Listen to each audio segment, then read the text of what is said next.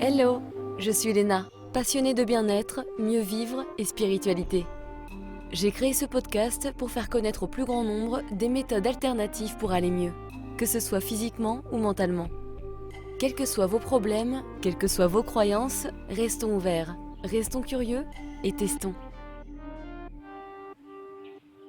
Bonjour à tous, aujourd'hui j'ai le plaisir d'interviewer Catherine Frade, docteure en pharmacie, psychologue intégrative, clinicienne du travail et coach systémique intuitive, instructrice certifiée du Chopra Center en Californie, présidente de l'association EMDR France en 2019 et j'en passe.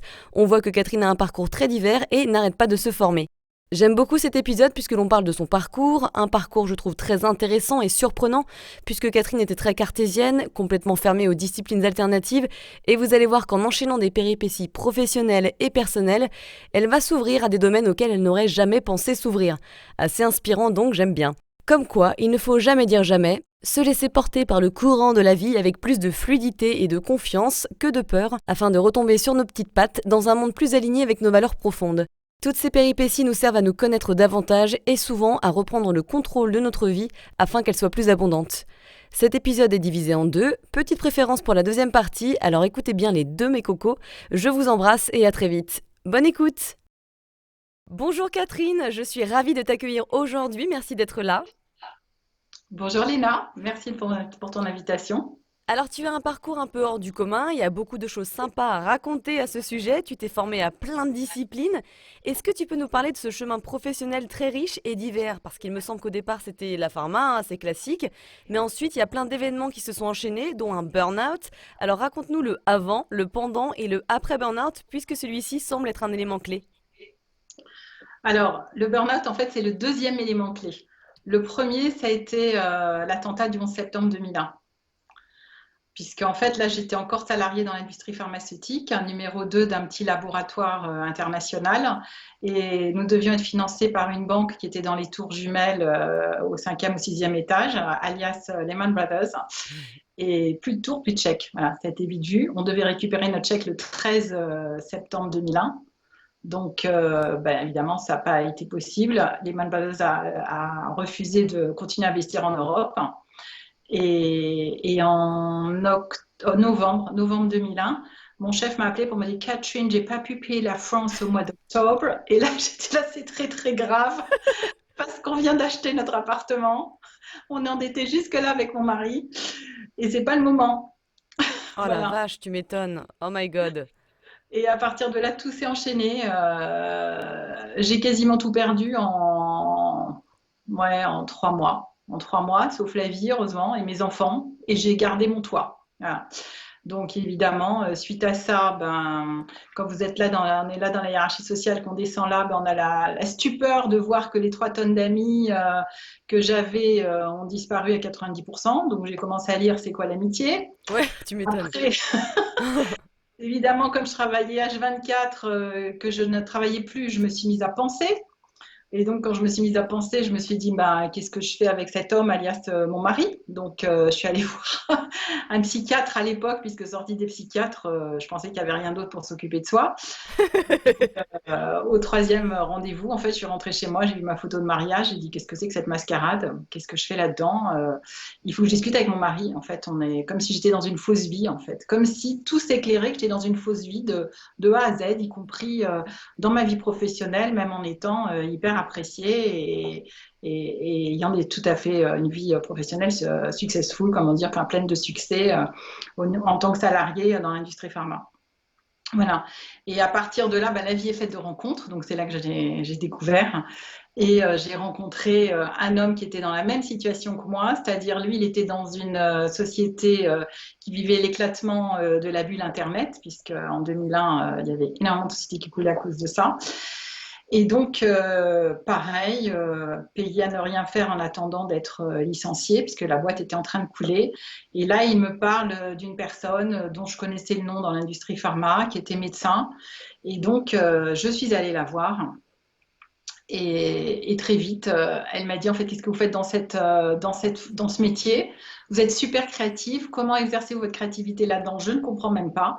Je vous vois psychologue. Là, j'ai failli tomber de ma chaise et elle rajoute, et astrologue, là j'ai failli pas me relever. Là j'ai dit, là vraiment c'est le summum du charlatanisme. Mais c'est qui cette nana? Bah, elle, de toute façon, elle m'a interdit de donner son nom, puis maintenant elle est à la retraite et elle vit à l'étranger, donc ça n'est plus le sujet. Voilà. Mais en tout cas, il faut savoir que maintenant, parce que ce que je faisais avec elle, en fait, je l'ai appris, maintenant c'est ce que je fais. C'est Voilà. fou quand même. Surtout, toi qui n'étais pas du tout ouvert à ce genre de discipline un peu alternative, quoi. On doit te dire ça, tu dois dire, mais elle est Ah, folle en fait, c'est pas possible, n'importe quoi, que nenni. mais en fait, on perd autant enfin, on perd d'autant plus qu'on est résistant, je veux dire. Donc moi qui Ouais. résistais à tout ce qui était non cartésien, non scientifique, prouvé avec des chiffres, etc. Et ben, comme j'avais tout perdu, là, en fait, en gros, j'avais plus qu'un toit, mes enfants. En plus, j'ai même pas eu d'argent pour vivre pendant 6 mois parce que quand je faisais à la Pôle Emploi, ils m'ont dit, enfin à la NPE à l'époque, ils m'ont dit, mais Madame, cet argent, votre solde de tout compte, vous l'aurez un jour. Or, la société qui me licenciait ne m'avait pas payé mon solde de tout compte, donc j'avais pas eu mes 3 derniers mois de salaire. Ils ne m'avaient pas payé non plus tout ce que j'aurais dû avoir pour survivre, et donc j'ai eu vraiment 0 pendant 6 mois. Donc L'angoisse, voilà. l'horreur. Donc j'ai mangé des pâtes pendant 6 mois, bon, on n'en est pas mort. J'ai arrêté de sortir puisque je pouvais même pas apporter une bouteille de vin chez des amis ou un petit truc quand je sortais. Et de toute façon, t'avais perdu 90% de tes amis, donc dans tous les cas, tu En sortais plus, pas beaucoup. voilà. Oh, le trou noir, quand même, c'est impressionnant. Exactement. Le trou noir, avec le recul, je dirais c'est en fait la page blanche, mais on le sait pas quoi. Voilà. Ouais. Et Tout qu'est-ce qui c'est s'est passé ensuite, du coup? vivant là-dedans. Et ben, j'ai retrouvé du boulot assez rapidement. En fait, quand j'ai vu que j'allais être licenciée économique, j'avais recherché du boulot, donc j'ai retrouvé du boulot dans une autre start-up qui m'a relicenciée euh, genre un mois avant ma période d'essai parce que j'avais travaillé trop vite et en fait je leur faisais gagner 3 ans de développement pharmaceutique pour un médicament en faisant tout un montage avec un labo partenaire que j'avais négocié, etc.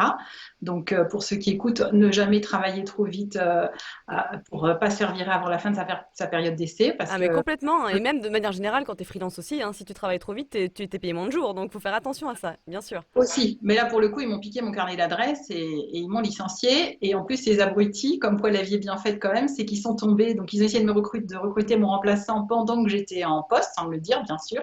Et ils sont tombés sur mon témoin de mariage. Donc Ah j'adore. je les suis immédiatement. Oh l'histoire. Voilà, donc je leur ai fait un deuxième procès. Voilà, j'ai fait un premier procès au premier parce qu'ils ne voulaient pas me payer mon solde de tout compte, que j'ai gagné au bout de 8 ans. Et ceux-là, l'avocat m'a dit, mais on peut les attaquer, c'est frauduleux leur rupture de période d'essai, et j'ai gagné mon procès en appel aussi au bout de 3 ans. Voilà. Ouais, Donc, faut quand être patient quand même, pas hein. ce que c'est faire, C'est ça. excellent. Excuse-moi, je croyais avoir coupé mon téléphone. Attends, je vais Ne t'inquiète pas. le couper. Voilà, je coupe. Et l'autre, je vérifie. Voilà, c'est bon. Donc, ouais, donc tu apprends la vie, donc tu dis, ok, bon, le salariat, c'est fini pour moi. Heureusement, je me faisais suivre par cette femme médecin, donc je ne serais pas allée voir quelqu'un d'autre qu'un médecin à l'époque, hein, je voyais que des psychiatres ou des médecins, et qui me dit, Catherine, un jour, il faut choisir, être à son compte ou être salarié, mais c'est pas le même chemin de vie, et tu peux pas, enfin, on se voyait, on se voit toujours d'ailleurs, vous pouvez pas être à votre compte et chercher du boulot de salariat parce qu'en fait, ça dilue l'énergie et on est obligé à un moment de choisir une route en fait. Donc voilà, donc j'ai décidé d'être à mon compte et pour moi, je savais rien faire en fait, rien d'autre que du Ouais. conseil en stratégie pour les directions de l'industrie pharma. Voilà, alors tout le monde rigole quand je raconte ça. Et puis, en parallèle de mes bilans, elle m'avait dit, file au CNAM en psychologie du travail, c'est le plus court chemin pour être psychologue. Et puis, c'est très concret, ça devrait vous plaire. Donc, je suis partie, mais juste pour me renseigner. Et en fait, là aussi, les inscriptions annuelles se terminaient 2 jours plus tard. Donc, j'ai dit, bon, ok, je n'ai pas le temps de réfléchir, je reviens demain avec mes papiers, je m'inscris, on verra plus tard. Voilà. Ouais. Et c'est comme ça que j'ai démarré un bac+5 et je ne le savais pas. Je m'étais inscrite pour 3 mois.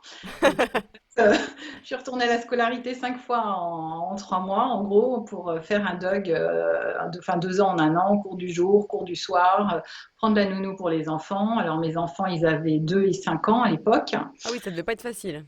Ah ouais, ouais, c'était, bah, je bossais H24, quoi. Donc voilà, j'avais déclaré à la NPE que je faisais ma formation, donc ils m'ont laissé tranquille pour un an. Et puis, pour pas me demander de chercher du boulot. Et puis après, j'ai monté mon activité. Donc, en fait, j'ai monté mon activité dans ce que je croyais que je ne savais que faire, quoi. Juste consultante pour les directions d'industrie pharma.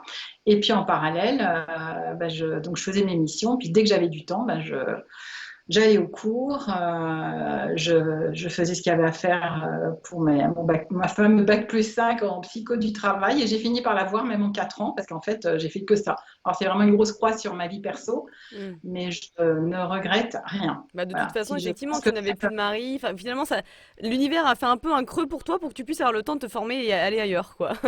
oui, c'est vrai, c'est bien, j'avais pas pensé à ça, mais c'est très joliment dit, tout à fait. C'est une leçon que j'avais pas vue encore celle-là. Comme quoi tout a un sens, et c'est vrai, c'est ce à quoi je suis arrivée, c'est que tout a un sens toujours, même quand c'est Exactement. horrible. Même Après, quand on être le horrible. comprend pas, voilà, exactement. On le comprend pas sur le moment, on le comprend qu'après, quoi. Exactement. Et alors, le burn-out, il est arrivé quand? Alors le burn-out, il est arrivé bien plus tard parce que j'ai fait ma psycho jusqu'en 2007. En 2005, je me disais c'est très bien, mais il manque des outils pratiques. Donc je suis partie au coaching en parallèle de la psycho, en parallèle du fait que je faisais mes missions dans l'industrie pharma et en parallèle que j'élevais mes enfants. Et donc évidemment, à force de travailler nuit et jour sans m'arrêter, il y a un moment, un moment tout s'est arrêté, quoi. Donc Ouais. en fait, c'est arrivé en 2012, hein, mi-2012. J'étais dans un petit déjeuner de ressources humaines. J'ai pris un micro pour poser une question et au milieu de la phrase, le blanc dans mon cerveau, j'étais obligée de dire au micro, je me rappelle plus la fin de ma phrase, je suis désolée. Et donc, quand je raconte ça à ce jour, on me dit, mais personne t'a emmené à l'hôpital. Je dis, non, non, personne ne l'a fait à ce jour, mais, enfin en 2012. Mais en plus, j'aurais refusé, quoi. Alors, j'ai vraiment dans le déni. Et d'ailleurs, j'étais tellement dans le déni que je ne me suis pas arrêtée, vu que c'était en juin. Je me suis dit, après, va vous venir les vacances. Mais après, j'étais incapable de travailler, donc je prenais le minimum de missions pour être vitale. Et puis, en fait, ma collègue médecin avec qui je travaillais pour faire les plans de développement de médicaments international, en fait, elle est décédée d'un cancer en avril 2013. Je l'ai vue 6 jours avant sa mort et je lui ai dit, donc elle avait 52 ans à l'époque, médecin génialissime, hyper dynamique, hyper drôle. Et elle me dit pourquoi si tôt et si vite. Donc je regarde, entre-temps j'avais appris l'astro, etc. Donc je lui réponds. Et elle me dit oui, tu as raison. Donc quelque part, elle m'a validé tout ce que j'avais appris en psycho, en astro jusque-là. Et je lui dis qu'est-ce que tu me conseilles? Et elle m'a dit ralentis. Et là, ça a été l'électrochoc de ma vie. Vraiment, je la remercie. Je crois que je suis en vie grâce à elle, en fait. Et donc là, je suis retournée voir mon médecin traitant. Ça faisait des mois qu'il me disait arrête-toi, arrête-toi. Je lui ai dit non, ça sert à rien, je ne m'arrêterai pas. Je suis à mon compte. Qu'est-ce que tu veux que je fasse? C'est pas possible. Si je m'arrête, comme me disait Anne, ma collègue, elle me dit si je m'arrête ou si les gens savent que j'ai un cancer, je trouverai plus de boulot. La pauvre, elle en est morte. Et moi, je pensais la même chose. Voilà. Donc, à ce coup-là, je me suis arrêtée une bonne fois pour toutes. Et cette affaire, elle a duré 2 ans. Elle aurait pu durer plus, en fait. À ce jour, pareil, je pense que ça aurait été mieux que je fasse l'arrêt jusqu'au bout. Parce que au moins, mon incapacité à lire des textes réglementaires aurait été reconnue. Et est-ce que j'ai quand même perdu, voilà, je suis handicapée quelque part au niveau intellectuel. Enfin, je ne suis plus comme j'étais avant. Alors, ça ne se voit pas, ça ne s'entend pas. Mais moi, je le vois. Quand je vois lire une procédure, quand je vois lire des textes réglementaires, alors ça vrille dans ma tête, j'ai l'impression d'être au bord de l'AVC. Et Comme donc, si ton système nerveux il disait no more. Non, pas possible. exactement. Et Ouais. donc, du coup, je peux plus me concentrer comme avant, mais bon, c'est pas grave parce que j'en ai plus trop besoin par rapport à mon nouveau métier. Et c'est plutôt d'ailleurs un avantage parce que le métier que je fais à ce jour se fait plutôt avec tout ce qu'on sent dans le corps plutôt que le cerveau. Que le mental, ouais. Mais moi, malheureusement, par rapport à l'état de mes résistances, il a fallu que mon cerveau se mette en vrille et en vrac pour que j'accepte d'écouter mon corps en Ah ouais, premier. mais Avant mon cerveau. malheureusement, c'est souvent comme ça, hein. Il faut passer par des difficultés physiques ou mentales pour que C'est ça ça. puisse changer, hein. C'est toujours des avertissements et puis les avertissements finissent par avoir des conséquences. Et voilà, on tombe dans le trou, mais on remonte, hein. Ça prend du temps, mais c'est un peu. Voilà. Ouais, on doit sûrement passer par là pour s'ouvrir une nouvelle carrière et de nouvelles possibilités, hein. Mais c'est vrai qu'on en chie. Faut dire ce qui est. Donc, comme tu disais ce matin, ce que je voulais annoncer, j'avais la joie de faire ce podcast avec toi cet après-midi. Je suis allée sur ton site et j'ai vu en effet que toi-même t'en es arrivé là parce que tu t'es posé tout un tas de questions par rapport à ta propre santé.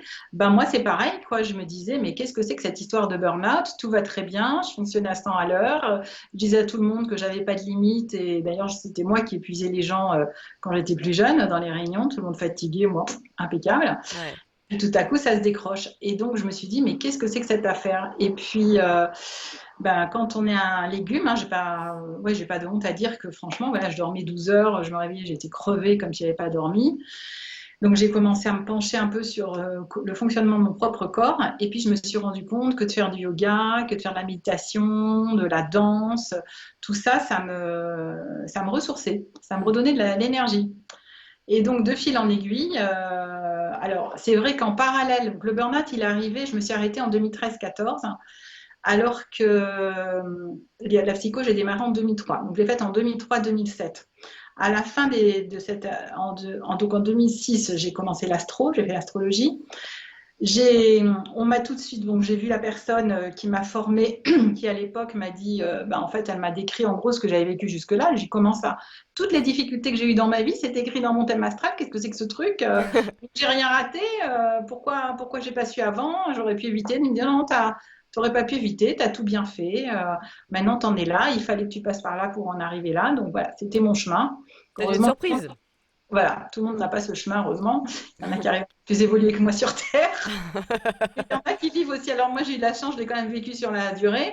Il y en a, ils vivent tout ça en quelques mois. Et là, des fois, ça pousse au suicide. Mais non, en fait, il faut juste comprendre que c'est un switch qui se fait au niveau Une du lien recalibration.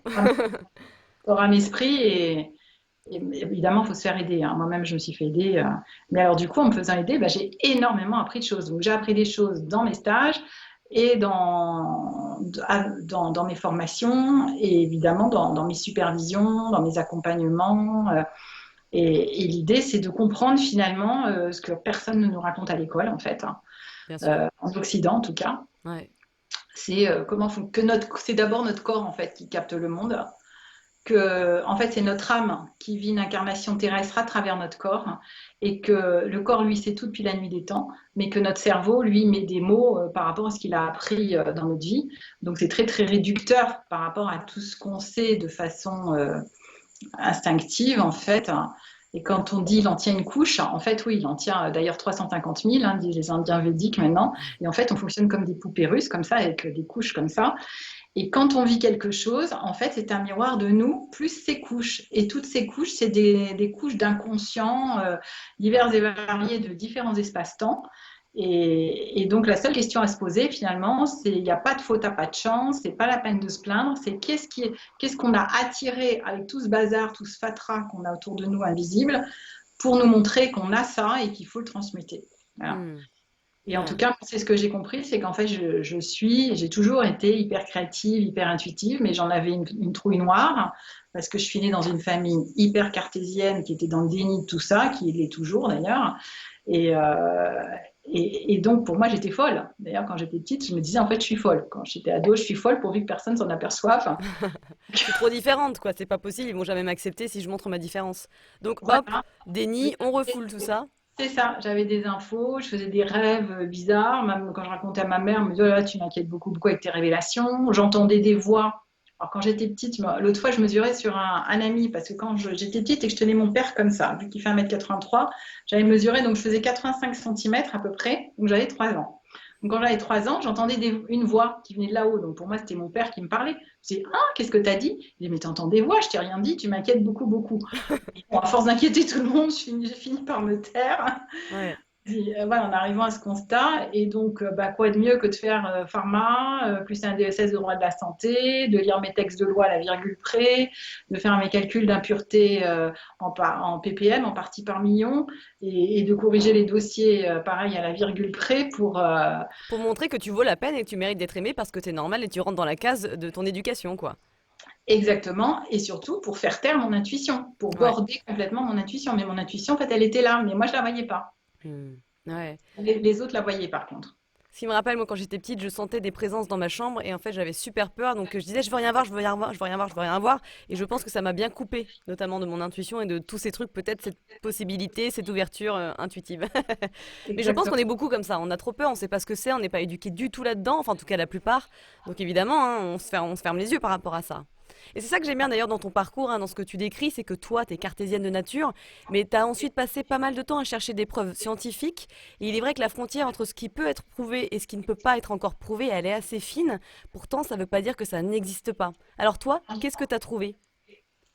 Alors moi, en fait, déjà quand j'ai démarré la psycho, pendant 3 mois, j'ai râlé. Je me suis dit, c'est vrai, mes parents avaient raison, les psys tous des tarés. Et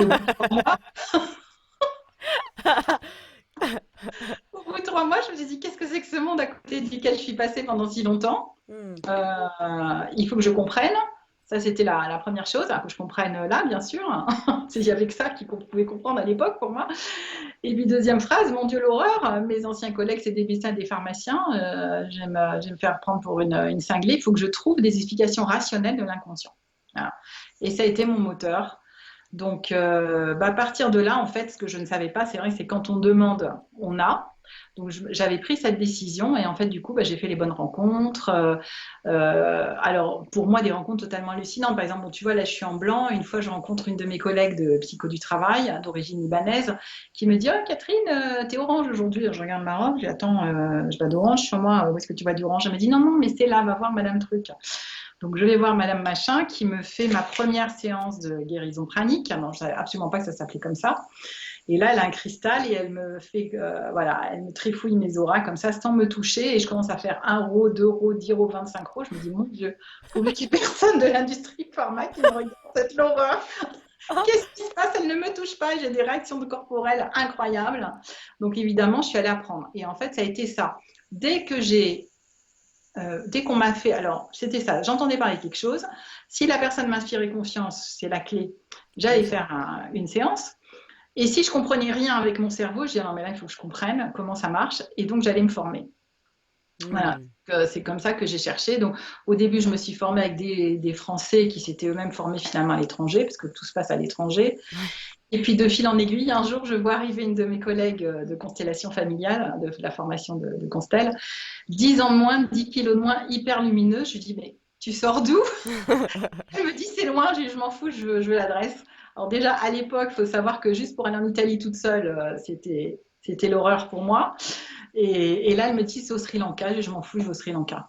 Et donc, elle me donne l'adresse. Je veux perdre mes 10 kilos moi aussi. Moi, j'avais pas 10 kilos à perdre, mais je voulais savoir comment elle avait pu rajeunir comme ça de 10 ans, genre en 3 semaines, quoi. Ouais. Donc, et puis surtout cette lumière qu'elle avait dans les yeux, quoi. Ça va au-delà du rajeunissement. Il y a quelque chose de vital, de plus de vitalité. Et donc, je vais au Sri Lanka toute seule. Je borde tout, j'avais mon taxi, etc. en arrivant.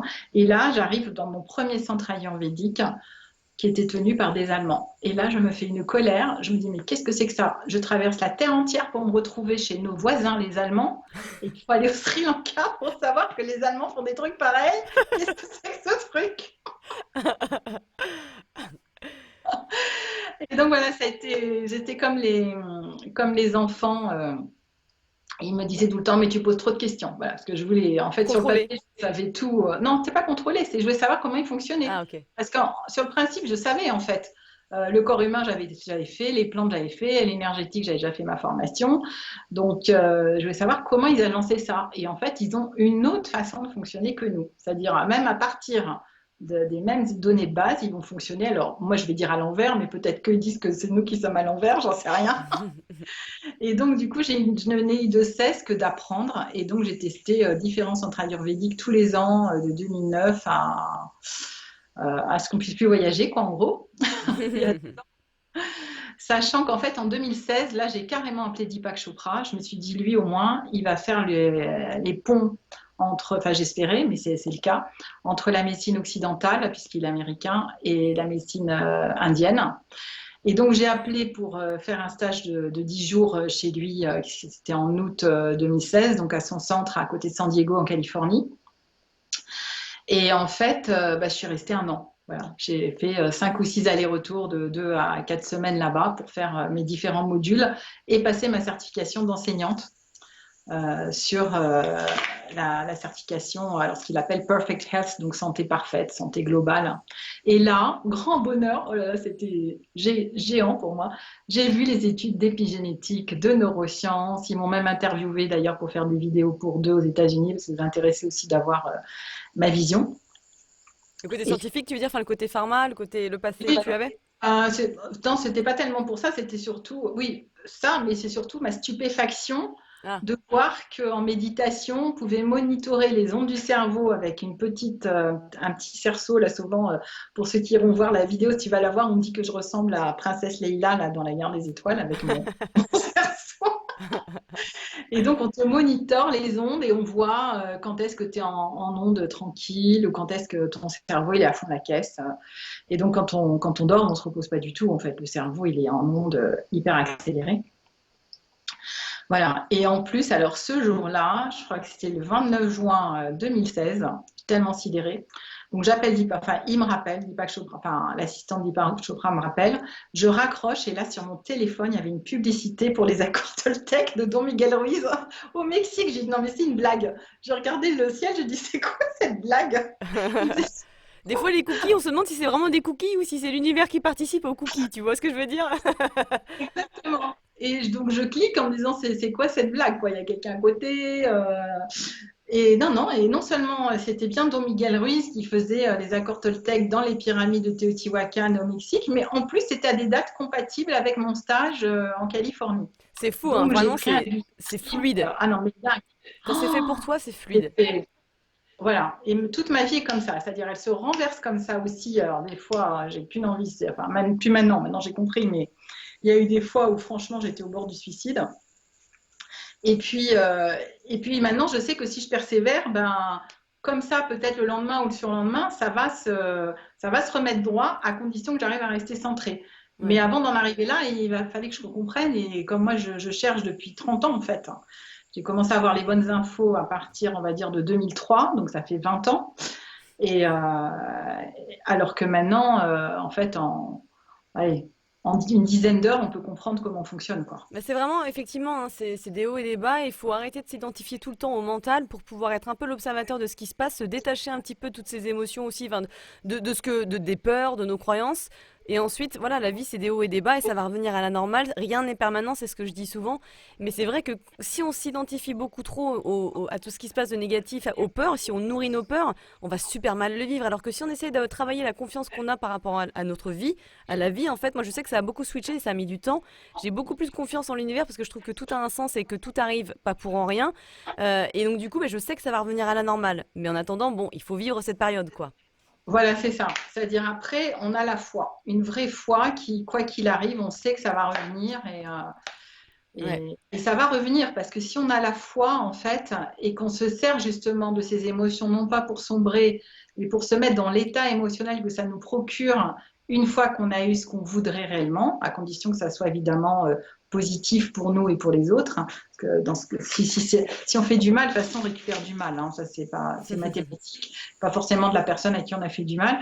Et si on fait du bien, on récupère du bien aussi, pas forcément de la personne à qui on a fait du bien.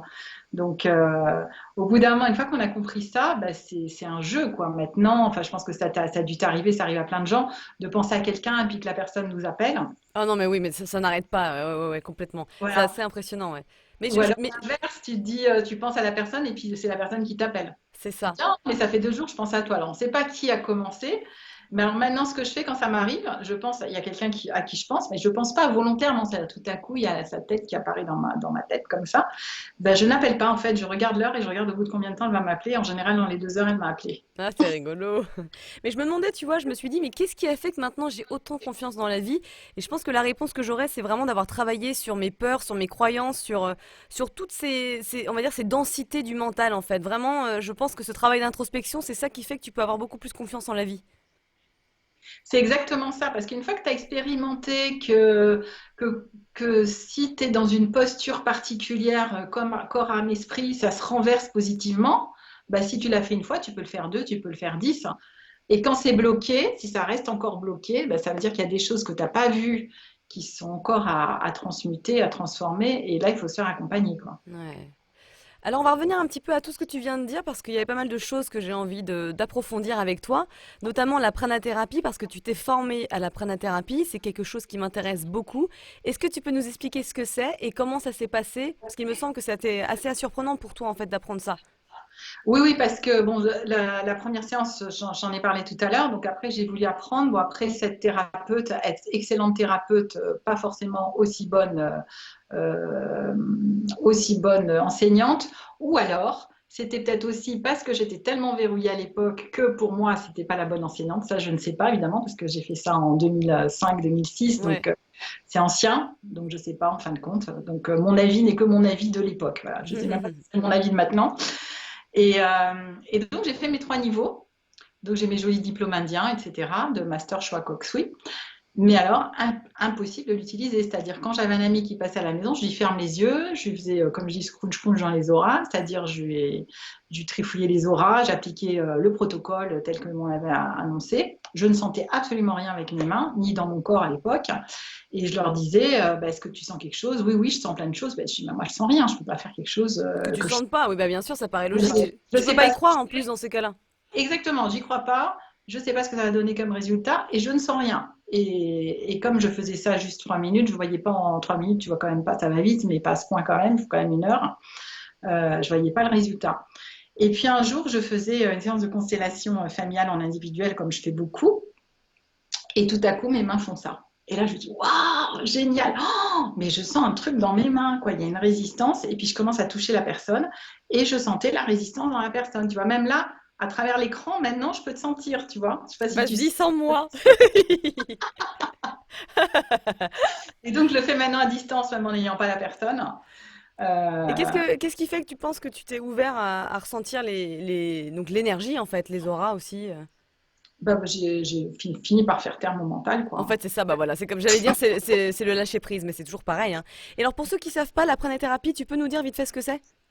Alors, en fait, ce que racontent les Indiens, mais enfin, bah, d'ailleurs, quasiment toutes les civilisations hors Occident, en fait, les civilisations ancestrales, c'est que, quoique même en Occident, hein, on dit certaines choses, c'est qu'on est un trait d'union entre le ciel et la terre. À la limite, le ciel, il démarre là et la terre sous nos pieds. Donc le ciel démarre au niveau du crâne pour ceux qui ne voient pas, pour nos auditeurs. Oui, oui, c'est ça, du crâne, en fait, parce qu'il y a pas de frontière, on ne sait pas à partir de quand. Et en fait, on est traversé par cette lumière de l'univers, de la source de vie, ou de la source divine. Je me demande dans quelle limite c'est pas la même racine, en fait. Et donc, on est, alors pour les gens hyper cartésiens, je vais parler du champ électromagnétique terrestre entre le feu central de la Terre et le soleil central de l'univers. Mais moi, je pense que ça va au-delà de ça, en fait. Mais en tout cas, on est relié entre ces deux feux et on se présente comme un tube en fait de ces deux feux. Et d'ailleurs, ce qui est extraordinaire, la langue française est quand même extraordinaire parce que le français moyen nie tout ce dont on parle, mais la langue, par contre, le transpire. C'est-à-dire? Donc, bah, par exemple, on dit il rayonne ou il fait grise mine. Donc, si tu prends toute cette énergie du ciel et de la terre, tu l'inspires dans ton cœur, bah, tu rayonnes. Et littéralement, tu as le teint clair. Donc, ma collègue qui était partie faire, au Sri Lanka, là, faire son stage ayurvédique, en fait, elle rayonnait littéralement, quoi. Et en fait, ce qui nous éteint, c'est les couches qu'on a. D'ailleurs, en français, pareil, on dit l'ancienne couche. Genre, il est quand même un peu cinglé, celui-là, ou celle-là. Il n'y a pas de sexe là-dedans, bien sûr. Mais donc oui, donc du coup, la visualisation, elle a un grand rôle là-dessus. Tu peux visualiser une espèce de lumière pure qui vient de l'univers, te recentrer et pareil, te connecter avec les racines au fin fond de la Terre, c'est ça? Tout à fait. Non seulement tu peux visualiser, mais tu peux ressentir. Mais en tout cas, notre cerveau, il est assez bête, avec tout le respect que je porte à tous les cerveaux de la Terre, y compris le tien et le mien, bien sûr. Il ne fait pas la différence entre l'imagination et la réalité. Ouais, c'est ça qui est Donc, pas mal. voilà. D'ailleurs, il y a eu un fait divers il y a plusieurs années. Ça m'avait sidéré. Il y avait des gens qui avaient fait une mauvaise plaisanterie. Enfin, c'était soldé par des morts, comme ça. Ils avaient enfermé des copains dans une chambre, dans une boucherie, dans une chambre de Froide? réfrigération, Ouais. oui, qui était éteinte, en fait. Ils les ont laissés un certain temps. Alors, je ne sais pas si c'était 24 heures, les week-ends, je ne me rappelle pas. Et quand ils sont revenus, en fait, les personnes qui étaient dans la chambre froide, ils étaient morts de froid. Mais il n'y avait pas de froid. La chambre était éteinte.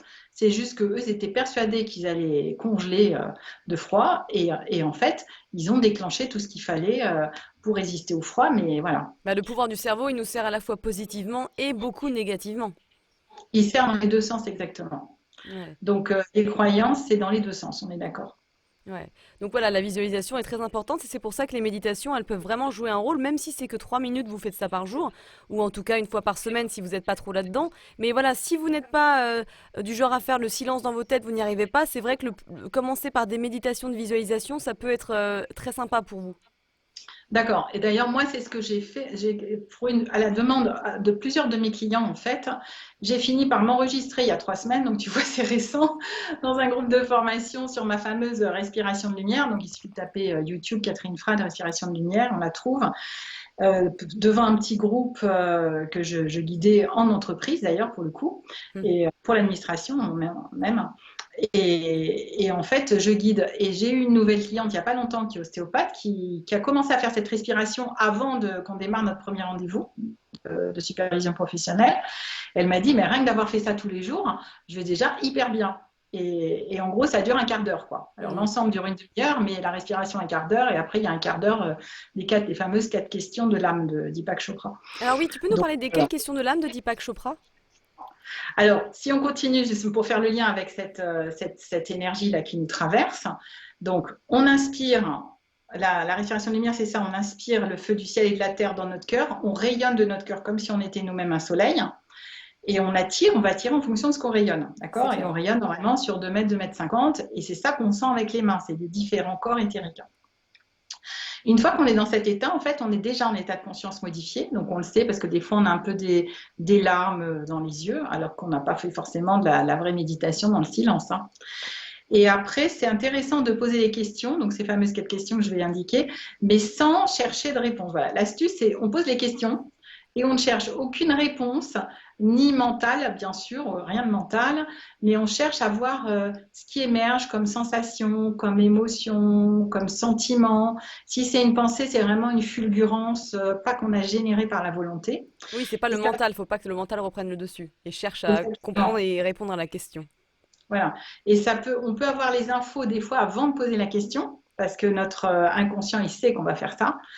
Au moment où on pose la question, après, dans les minutes, dans les heures, dans les jours, dans les mois, des fois dans les années après. Mais complètement. Donc, en fait, il faut juste répéter sans arrêt, voilà, tous les jours. Donc, si on n'a pas le temps de méditer, il vaut mieux faire ça 3 minutes matin, 3 minutes soir, tous les jours, que 2 heures une fois toutes les semaines ou pire tous les mois. Et donc, la première question, c'est qui suis-je? Alors, qui suis-je? On voit ce qui émerge, pareil comme sensation. Donc, en posant en gros 3 fois la question sur 2 minutes pour avoir à peu près dans sa tête. Après, quelle est ma raison d'être? Qu'est-ce que je viens faire sur Terre? Ça, c'est la deuxième question, puisqu'on part du principe que, en fait, tous les gens qui sont sur Terre, l'univers a besoin d'eux, comme si on était un énorme pullover et qu'on était chacun une maille du pullover. Hmm. La troisième question, c'est qu'est-ce que je veux vraiment, sachant que c'est notre âme qui veut quelque chose à travers notre corps. Donc là, pour le coup, c'est pas notre mental qui décide, hein. Notre mental intervient toujours en deuxième ligne. Et la quatrième question, qui est presque la plus capitale, c'est envers quoi j'ai de la gratitude. C'est-à-dire, je remercie la vie pour quoi. Pourquoi c'est la plus importante? Parce qu'en fait, quand on fait ça, on se remplit de ce qu'on a déjà eu. Et même quelqu'un, comme je dis, quelqu'un qui est vraiment très malade, par exemple, eh ben, on peut avoir de la gratitude pour, ben, je suis encore en vie. Ok, Hmm. ok, je suis très malade, mais je suis encore en vie, donc tout est encore possible tant qu'il y a de la vie. Ou Tant qu'il pour y a des de la choses très simples aussi, hein, effectivement, des petits moments du Exactement. quotidien qui sont sympas. Avec, par exemple, moi je pense tout de suite, je sais pas, quand je fais un petit moment avec mon chien, ou un bisou, un câlin à mon chéri, c'est des petits détails, mais qui font du bien, ouais. Et C'est c'est ça. marrant parce que pour la deuxième question, là, du coup, il y a mon cœur qui commence à vibrer, tu vois. Qu'est-ce que je viens Mhm. faire? Ou, enfin, voilà, c'est ça ma mission, etc. Et moi, je sais que c'est tellement alors, l'amour et la connexion qui est important pour moi. Et pouf, tu vois, il y a le cœur qui rayonne, là. Voilà. Tu as de la chance de sentir ton cœur, mais tu as plein de gens qui ne le sentent pas. Moi-même, je ne le sentais pas il y a 20 ans.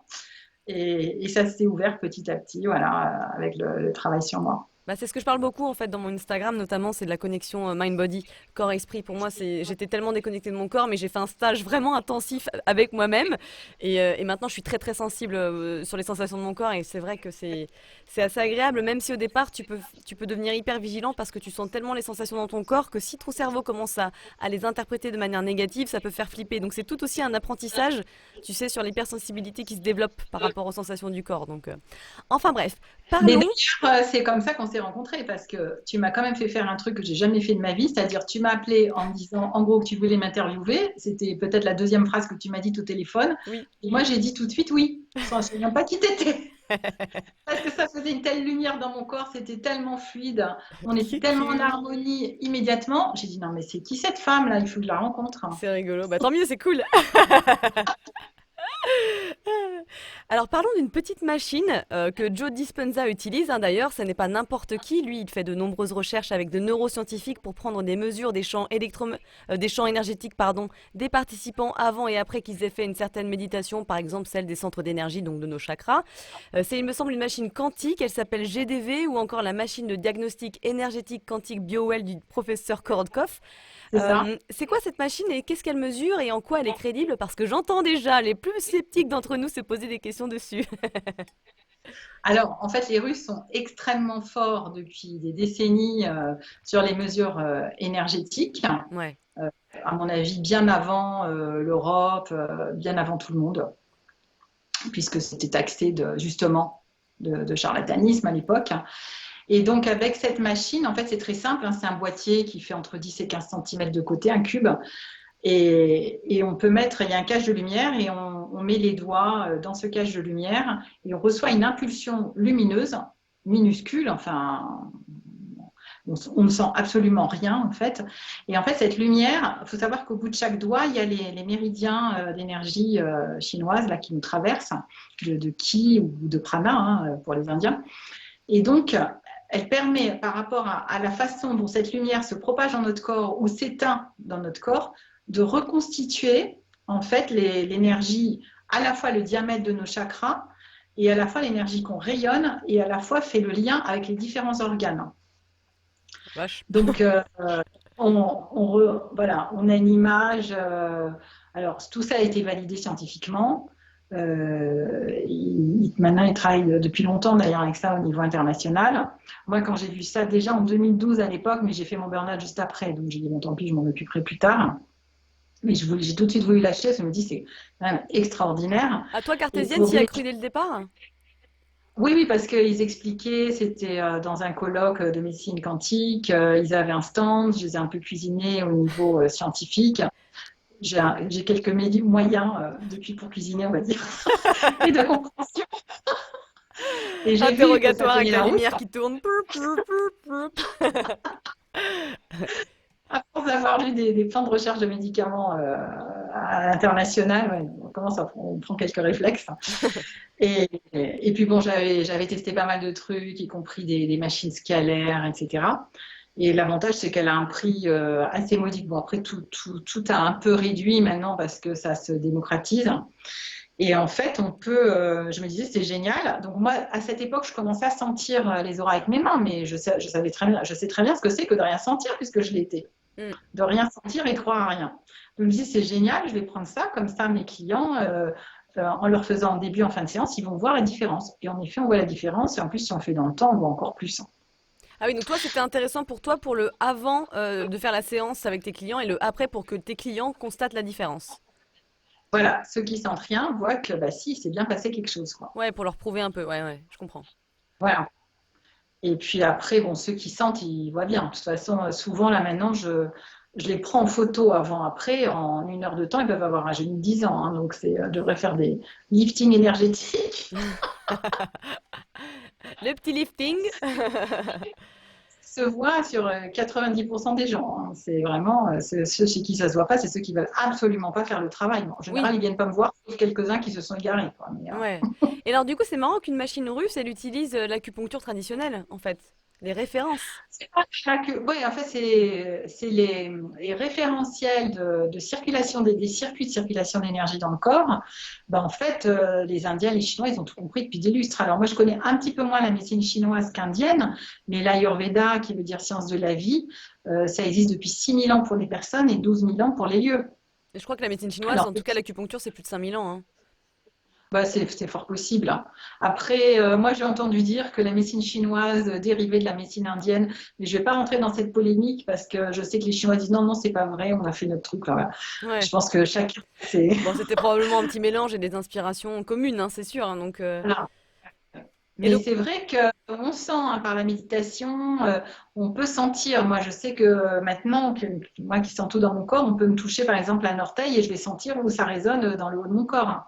Où ça m'est arrivé de faire des méditations et de le sentir comme si on me touchait avec une plume, comme ça, hein, si on m'effleurait avec une plume les cuisses par exemple, au point d'ouvrir les yeux en me disant mais qu'est-ce qui se passe, il y a quelqu'un qui me touche. Non, je sentais mon chakra tourner. Il avait ouais, grossi et qui tournait. Donc en fait, c'est plutôt les gens qui ont médité, qui ont commencé à voir les circuits d'énergie. Il y en a qui voient dans le corps, qui voient la lumière qui circule, où il y a les nœuds, etc. Et c'est comme ça que tout ce codage a été fait. Et là où c'est fabuleux, c'est qu'avec les machines maintenant de physique quantique, en fait, ils sont en train de prouver scientifiquement ce que les Indiens ou les Chinois disent depuis des millénaires, hein. ouais, je pense que beaucoup d'entre nous avons besoin de ces preuves. Parce qu'on est éduqué de Mm, manière cartésienne et très fermée, et c'est vrai que ça serait pas mal comme outil pour ouvrir notre esprit, pour ceux qui en ont besoin. c'est ça. La suite la semaine prochaine?